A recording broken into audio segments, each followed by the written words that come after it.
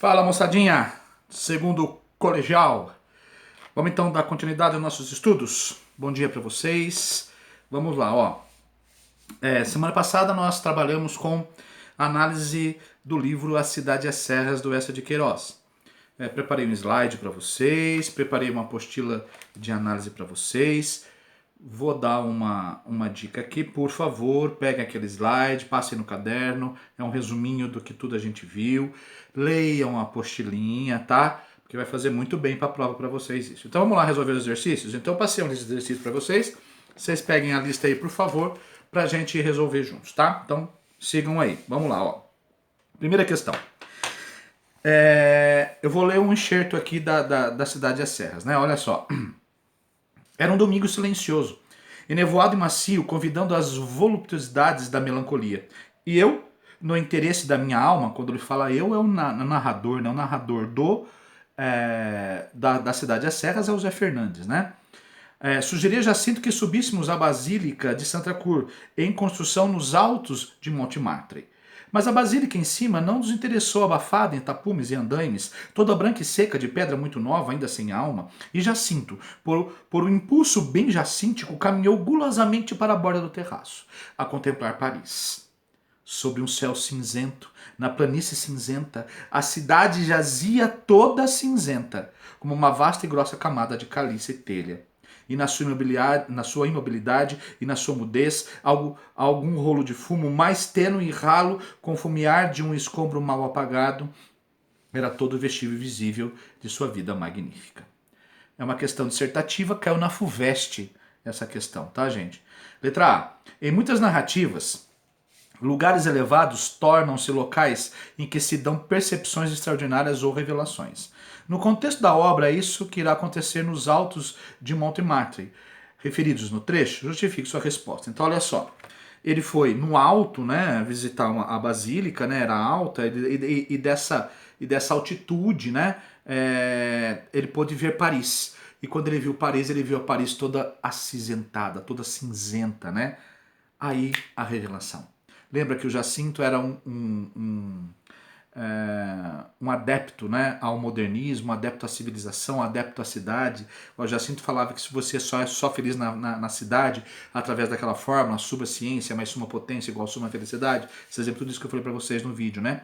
Aqui agora ele está entediado já, né? Lembra que ele ficou entediado com tudo que aconteceu, né? As parafernálias da casa dele começaram a não funcionar, então ele ficou entediado, então ele resolveu dar uma volta junto com o Zé Fernandes e ele viu Paris cinzentado. Olha a revelação.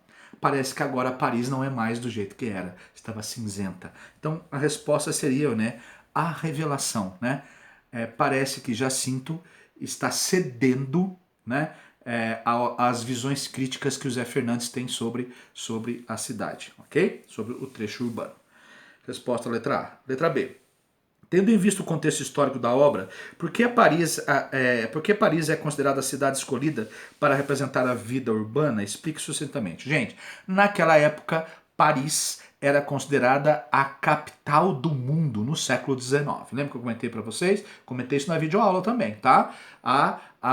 Paris era a capital do mundo. Lá as coisas aconteciam, né? A efervescência cultural, a efervescência tecnológica, né? A moda, né? O ditame da moda, ou seja, foi escolhida para ser essa representatividade da modernidade, porque na época Paris era considerado o centro do mundo, ok? Letra C. Sintetizando os termos com que no enxerto, Paris é descrita que imagem da cidade finalmente se obtém. Qual é a imagem que Paris obtém no enxerto, no trecho? Cidade acinzentada. Aí nós temos a antítese, então. Antes era uma Paris brilhante, uma Paris que se dava aos olhos, era clara, né? Agora, Jacinto todo entediado, lembra do Arthur Schopenhauer, o filósofo do pessimismo, que ele leu, né? Todo entediado, Jacinto agora enxergava a cidade de uma forma cinzenta. Então ocorre aí uma antítese, né? Via com os olhos brilhantes, cidade brilhante, agora a cidade está acinzentada, cinzenta. Respondida a primeira questão, tá, gente? Segunda questão. Tendo em vista o conjunto de preposições e teses desenvolvidas cidade às serras, pode-se concluir que é coerente com o universo ideológico dessa obra o que se afirma. Letra A. A personalidade não se desenvolve pelo simples acúmulo passivo de experiências. ok? Desprovido de empenho radical, nem tampouco pela simples erudição ou pelo privilégio. Tá certo. Aí tá as duas conexões, né? Tanto da cidade quanto do campo. Quer dizer, você precisa do equilíbrio dos dois, né? Nenhum e nem outro. Você precisa do equilíbrio para que você possa ter essa relação. É o que é o romance A Cidade e as Serras. Mesmo quando o Jacinto vai para as Serras e se sente feliz, se sente uma nova pessoa, ele traz um pouco da civilização para a cidade, né? Ele traz um pouco da civilização, desculpa, para as Serras, né? Aí há o equilíbrio das duas coisas. Então a letra A está correta, tá? Aí ficamos com a letra A, tá ok, gente? Na letra B tá errado, porque ele mistura atividade intelectual com o labor produtivo do trabalho braçal. Não, ele não acha, ele achava no começo do livro que isso não era possível. A letra C tá errada, porque fala assim que o Jacinto só se fez feliz através da paixão amorosa. Não, ele no final ele se casou com a Joaninha, teve 2 filhos, mas não foi só por causa disso que ele melhorou de vida, né? Que ele se humanizou, né? O amor veio em consequência, né, da busca que ele teve, em consequência, mas não é a essência, né?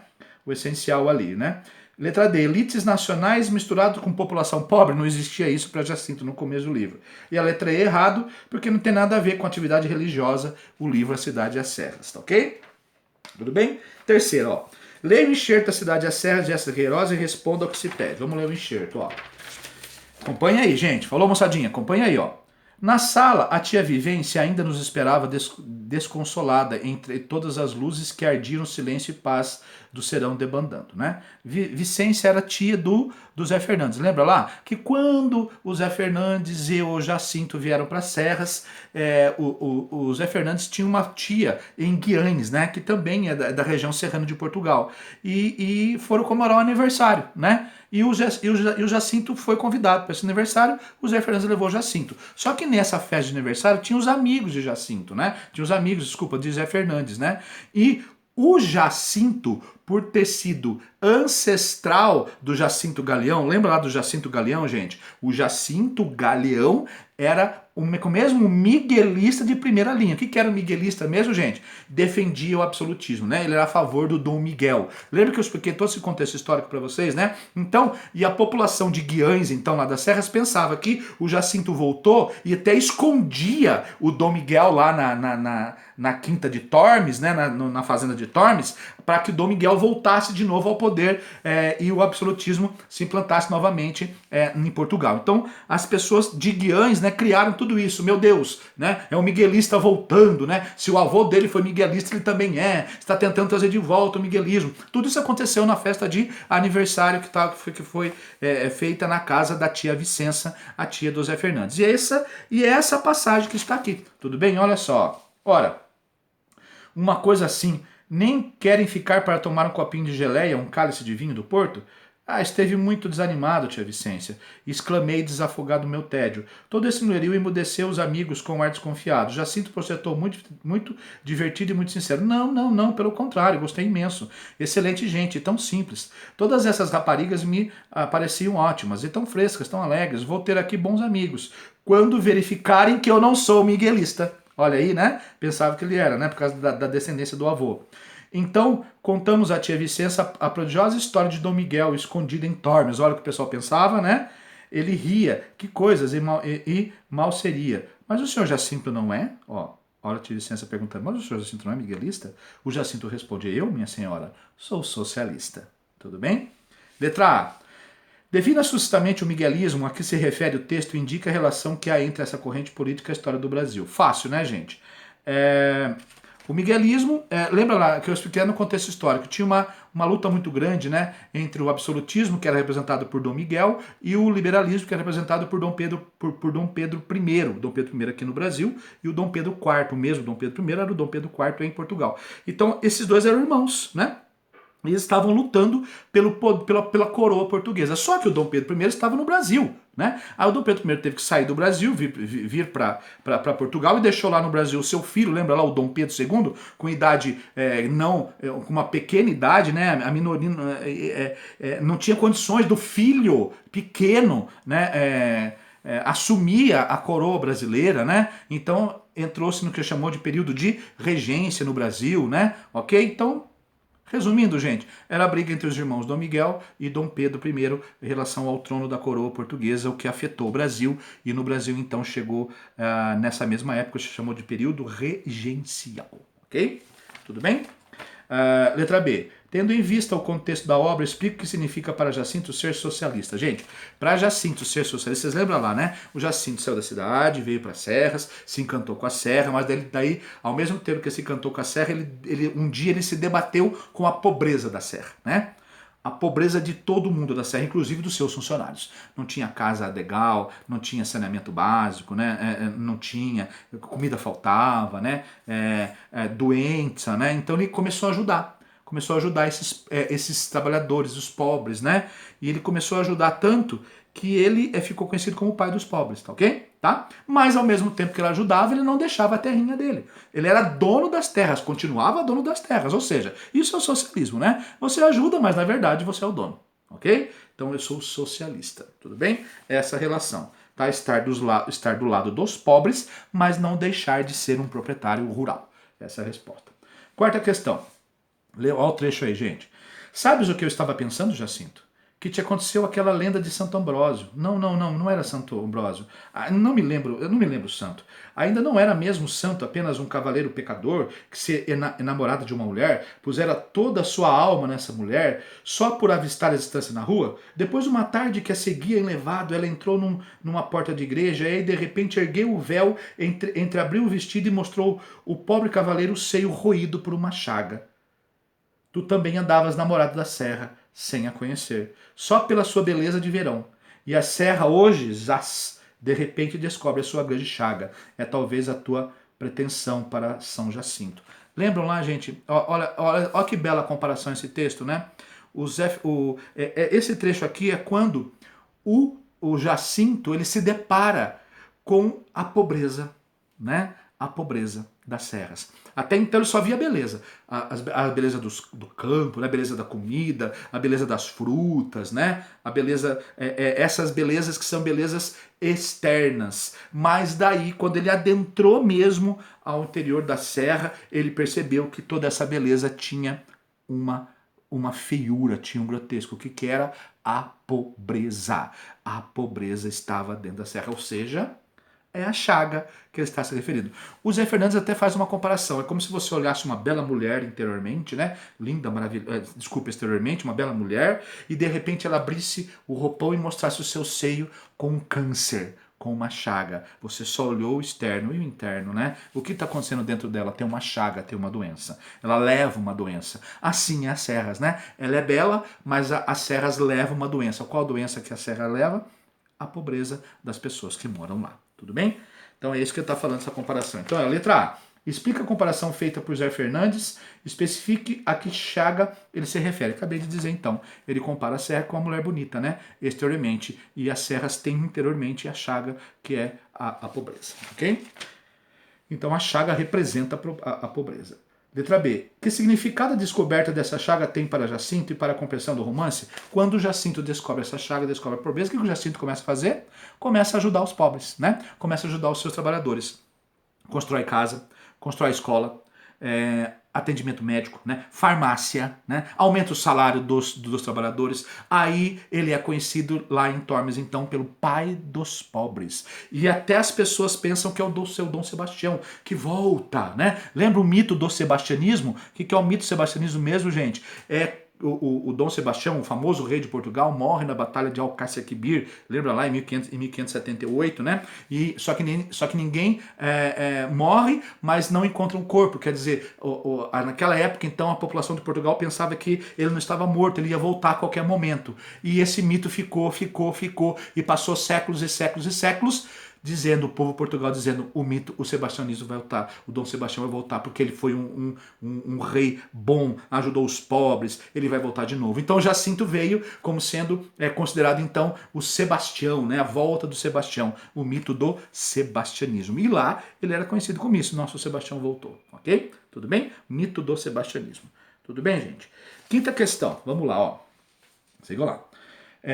São trechos, né? Que eu vou ler para vocês, ó. Mas dentro do persistílio logo me surpreendeu um elevador instalado por Jacinto. Lá o persistílio é o sobrado 202, onde o Jacinto morava em Paris, na Avenida Campos Elíseos, né? O sobrado cheio de parafernália, olha só.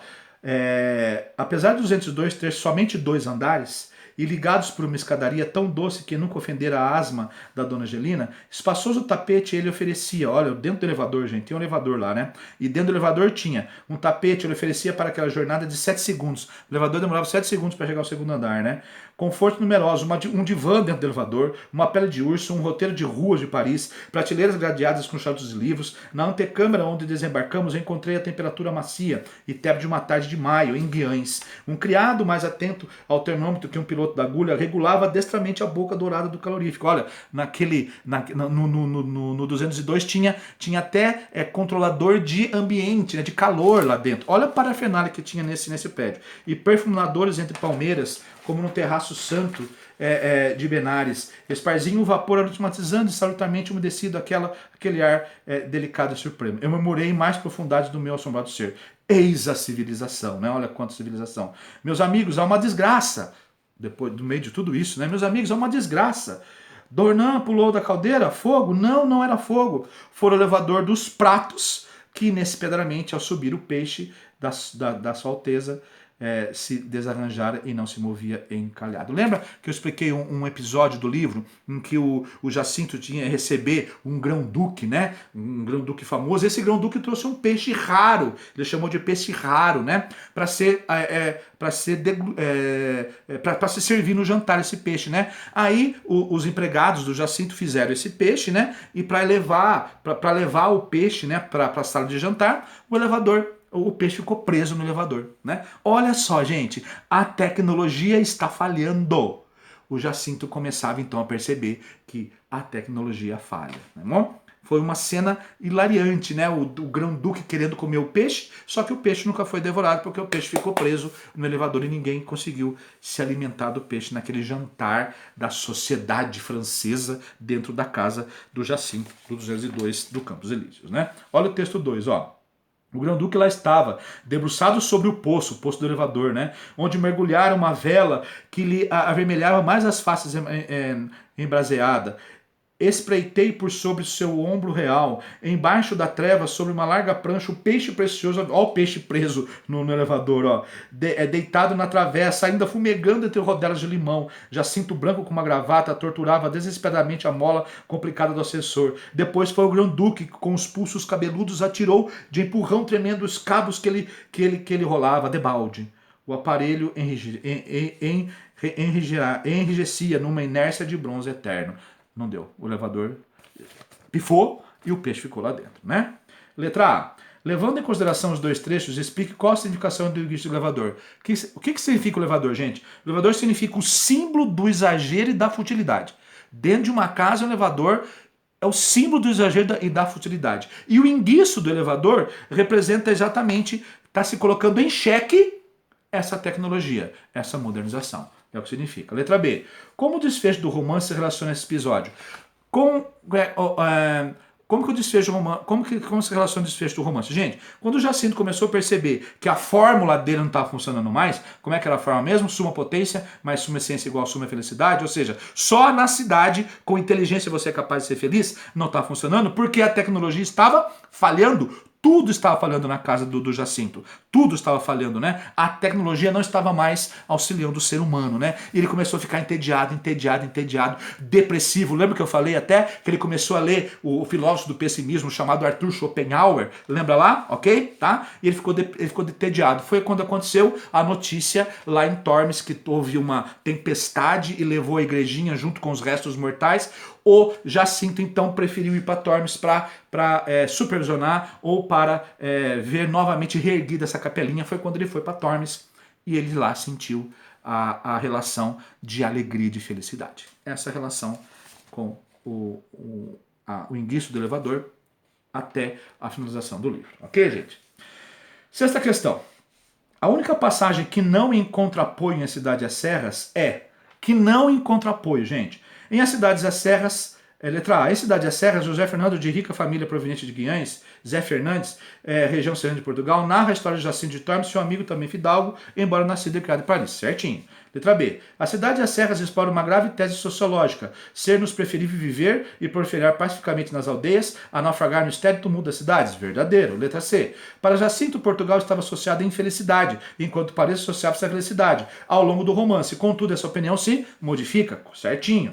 Letra D. No romance, dois ambientes distintos são enfocados ao longo das duas partes em que o livro pode ser dividido: a civilização e a natureza. Certinho. Letra E. Já avançado em idade, Jacinto se aborrece com as serras e tenciona reviver a orgia parisiense, mas falta-lhe agora saúde e riqueza. Nada a ver essa. O livro começa com Jacinto na cidade, é só depois que ele vai para as serras. Então, alternativa E. Sétima questão, gente. O romance A Cidade e as Serras, de Eça de Queiroz, publicado em 1901, é desenvolvido de um conto chamado A Civilização. Falei isso na videoaula. Do romance como um todo, pode-se afirmar: letra A. Apresenta o narrador que se recorde de uma viagem que fizera havia algum tempo no Oriente Médio, Terra Santa, de onde deveria trazer uma relíquia para uma tia velha, beta e rica. Gente, quero que vocês anotem aí. Essa alternativa não é da Cidade das Serras. Essa alternativa é de um livro do Eça de Queiroz chamado A Relíquia. Anotem aí. Vou dizer de novo. Essa alternativa é referente ao livro do Eça de Queiroz chamado A Relíquia. Anotem aí. Sétima questão, letra A. Então não é essa a questão. Letra B.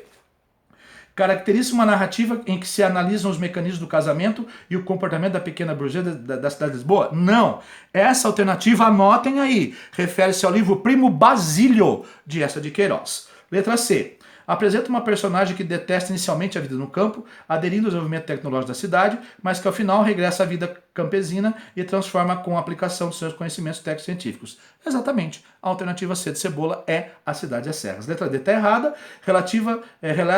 Revela a narrativa cujo enredo envolve a vida devota da província do celibato clerical e a caracteriza a situação da decadência e alienação de Leiria. Essa alternativa, letra D, refere-se a qual livro? O Crime do Padre Amaro. Anotem aí. Então eu falei da Relíquia, a letra A. Letra B, falei que é do Primo Basílio. E a letra D, eu falei que é do Crime do Padre Amaro, tá? Letra E. Se desenvolve em duas linhas de ação, marcada por amor incestuoso, outra voltada para a análise da vida da alta burguesia lisboeta. Não. Tá. Ok? Então ficamos com a letra C na sétima questão. Oitava questão, gente. Já a tarde caía quando recolhemos muito lentamente. Toda essa adorável paz do céu, realmente celestial, e dos campos onde caía a folhinha, conservava uma quietação contemplativa na luz docemente desmanhada, pousando sobre as coisas com liso e leve afago, penetrava tão profundamente Jacinto que eu senti no silêncio que cairíamos suspirando de puro alívio. Depois de muito grave, tu dizes que na natureza não há pensamento? Outra vez, olha que maçada, olha o Jacinto já se apaixonando pela natureza, ó.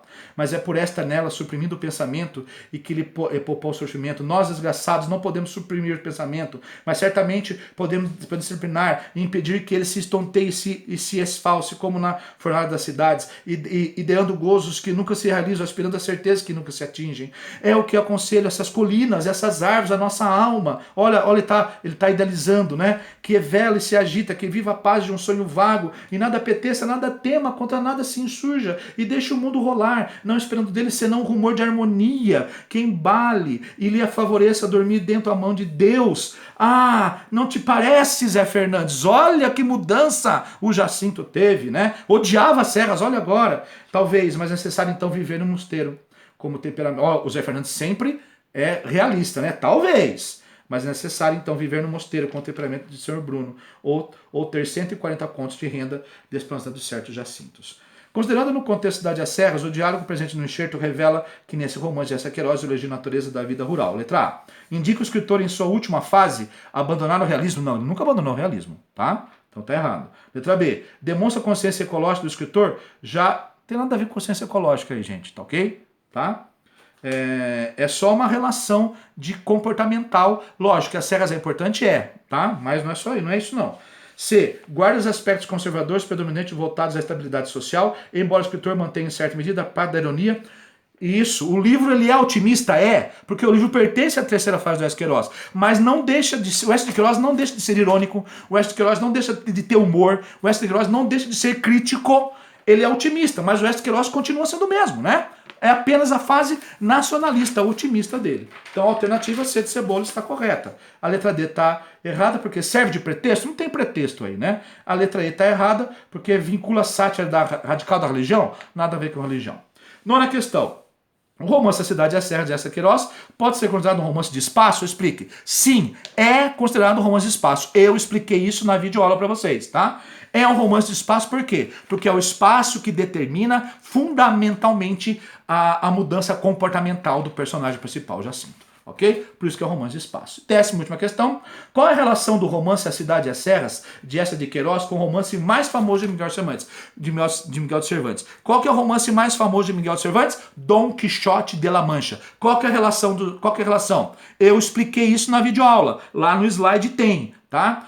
Qual que é a relação? Que o Jacinto é como se fosse, entre aspas, guardadas as devidas proporções. Por favor, moçadinha, né? O Jacinto é como se fosse o Dom Quixote, vivendo sempre no sonho, vivendo sempre na idealização das coisas. Quando morava na cidade, idealizava. Morava no campo, ele idealizava, né? Tá? Então, a idealização. O Zé Fernandes representa o Sancho Panza, que é o quê? Que é um personagem mais realista. Então, é o par de protagonistas, o protagonista Jacinto e o deuteragonista, o Zé Fernandes, representam essa modernização desse par de personagens tão importante que é Sancho Panza e Dom Quixote.